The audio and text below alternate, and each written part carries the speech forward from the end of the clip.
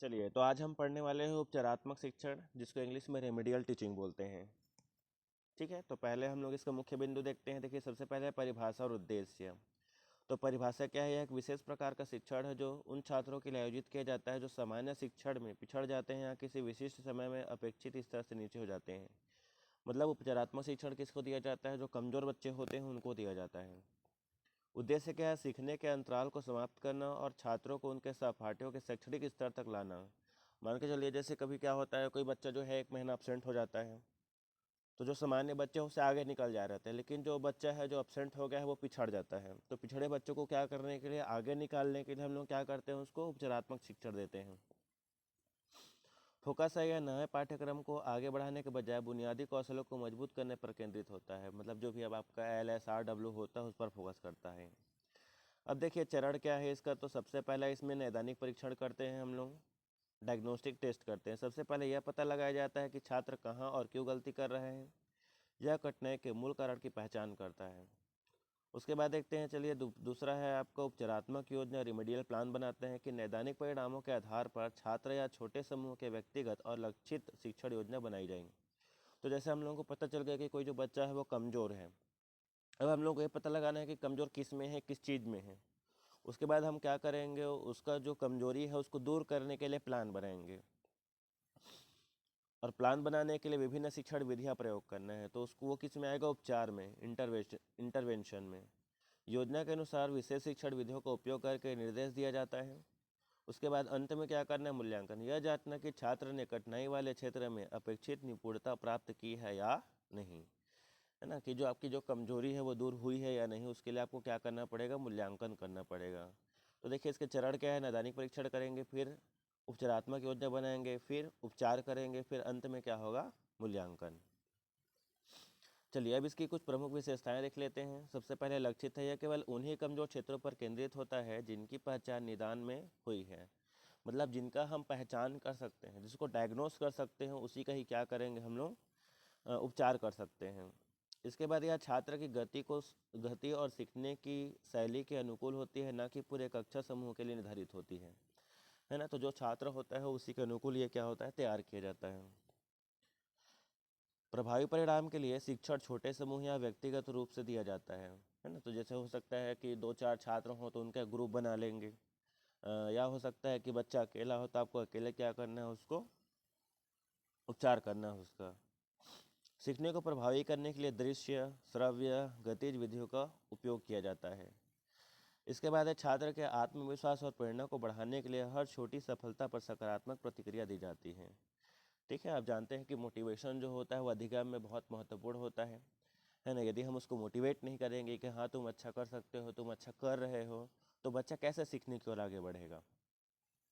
अब इसका महत्व जानते हैं कि आत्मविश्वास में वृद्धि, यह लगातार असफलता, सुबह निराशा और आत्मविश्वास की कमी को दूर करता है। तो जो जब क्या होता है, जब कोई बच्चा असफल होता है तो उसमें निराशा आ जाती है ना। किंतु जब हम क्या करते हैं, उपचारात्मक शिक्षण करते हैं, तो उसके आत्मविश्वास में भी क्या होती है? वृद्धि होती है।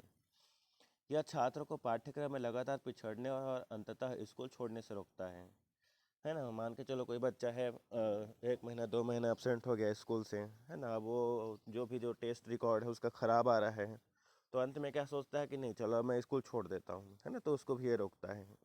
इसके बाद है समावेशी शिक्षा का आधार, यह सुनिश्चित करता है कि प्रत्येक छात्र को सफल होने के लिए आवश्यक समर्थन मिले।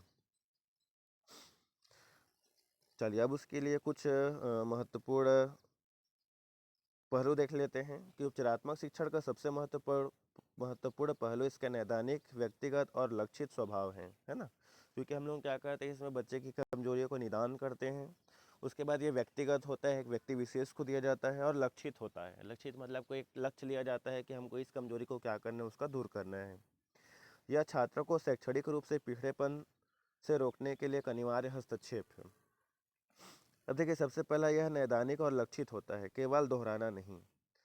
मतलब जो आपको उपचारात्मक शिक्षण होता है वो नैदानिक और लक्षित होता है ना। महत्वपूर्ण बिंदु क्या है? उपचारात्मक शिक्षण में केवल सामान्य पाठ को दोहराया नहीं जाता, इसकी नींव नैदानिक मूल्यांकन पर टिकी होती है, जो सीखने की कठिनाई के मूल कारण यानी ज्ञान अंतराल की पहचान करता है। तो इसमें एक ही पाठ को बार बार दोहराया नहीं जाता है, बल्कि इसमें क्या किया जाता है, जो उसका जो मुख्य प्रॉब्लम है ना, मुख्य समस्या, उसको दूर किया जाता है। इसके बाद है फोकस। फिर शिक्षण को उस विशेष अंतराल को दूर करने के लिए अत्यधिक लक्षित किया जाता है। उदाहरण के लिए यदि छात्र भिन्नों में संघर्ष करता है तो हस्तक्षेप केवल उस मूलभूत अवधारणा पर केंद्रित होगा जिसे वे चूक गए हैं, ना कि पूरे गणित को दोबारा सिखाने पर, है ना। मान के चलो भिन्न का आप कोई टॉपिक पढ़ा रहे हैं तो बच्चे को भिन्न ही नहीं समझ में आ रहा है, तो आप क्या करेंगे कि जो समझ में नहीं आ रहा है उसको समझाएंगे, ना कि पूरा एक पार्ट को आप क्या करेंगे फिर से एक बार समझाएंगे। यह व्यक्तिगत होता है और छोटे समूह में होता है। महत्वपूर्ण बिंदु क्या है? प्रभावी उपचारात्मक निर्देश बड़े कक्षा सेटिंग से दूर चला जाता है। यह या तो एक पर एक या छात्रों के बहुत छोटे समूह में दिया जाता है जो बिल्कुल एक जैसी सीखने की कमी साझा करते हैं, है ना। मतलब ये क्या होता है? व्यक्तिगत होता है, मतलब किसी व्यक्ति विशेष को दिया जाता है। और ये छोटे समूह होता है, मतलब बड़े बड़े समूह में नहीं होता है, 2 बच्चे 4 बच्चे 5 बच्चे 8 बच्चे 10 बच्चे ऐसे करके क्या किया जाता है, छोटे समूह में किया जाता है जो एक प्रकार की समस्या से क्या कर रहे हैं, गुजर रहे हैं।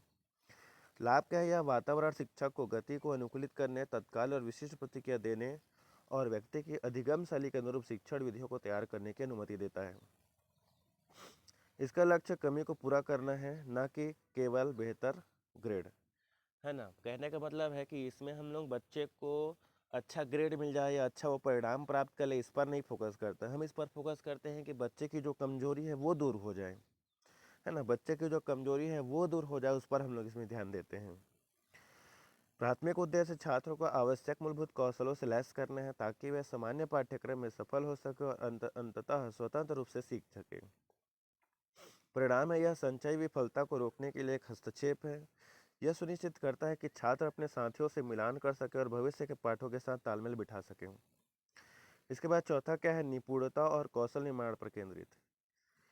शिक्षण तब तक जारी रहता है जब तक छात्र कौशल की वास्तविक निपुणता प्रदर्शित नहीं कर देता, न कि केवल एक परीक्षा में उत्तीर्ण होने तक। कहने का मतलब जब तक बच्चे की कमजोरी दूर नहीं होगी तब तक हम लोग बच्चे को उपचारात्मक शिक्षण देते रहना है।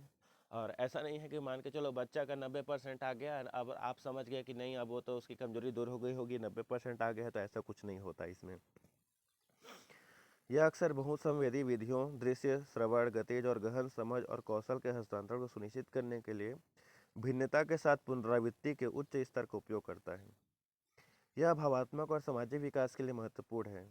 महत्वपूर्ण बिंदु: लगातार शैक्षिक विफलता छात्र के आत्मसम्मान और प्रेरणा को कम करती है, जिससे अक्सर व्यवहार संबंधी समस्याएं या अलगाव आ जाता है ना। जैसी बात है भाई, कोई बच्चा जो है वो निरंतर परीक्षा में फेल हो रहा है तो उसके आत्मसम्मान में भी क्या हो जाएगी, वहाँ पे कमी होने लगेगी, उसकी प्रेरणा का स्तर क्या हो जाएगा, घट जाएगा। तो उसके अंदर और क्या जाए कि व्यवहार संबंधी समस्या भी क्या होती है, उत्पन्न होती है। प्रभावी उपचारात्मक शिक्षण एक सहायक कदम दबाव वाला वातावरण प्रदान करता है, कम दबाव वाला, जहाँ छात्र मापने और सफलता का अनुभव करते हैं और उन्हें आत्मविश्वास का पुनर्निर्माण करता है, चिंता को कम करते हैं और सीखने के प्रति सकारात्मक दृष्टिकोण को बढ़ावा देते हैं। ठीक है, तो आज के लिए इतना ही। मिलते हैं अगले वीडियो में, तब तक के लिए बाय बाय। और